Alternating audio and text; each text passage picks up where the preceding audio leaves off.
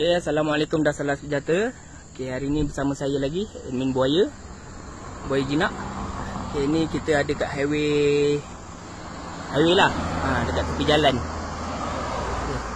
Saya jumpa White Leonartus, Flavu Leonartus ataupun Yellow Stripe Red Snake ataupun selingsing batu. Ini salah satu daripada dua spesies White Leonartus di Malaysia. Okey, dia adik-beradik dengan White Leonartus radiata ataupun rusuk kerbau.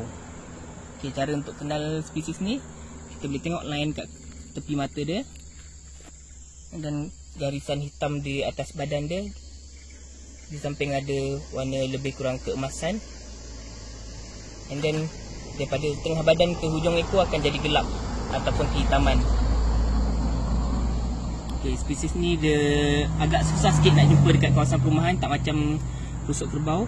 Spesies ni banyak dekat kawasan hutan, daripada tanah rendah ke tanah tinggi. Okey, tengok dari dekat.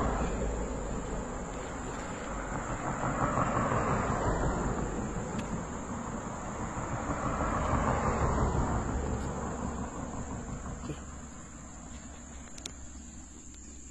Bye.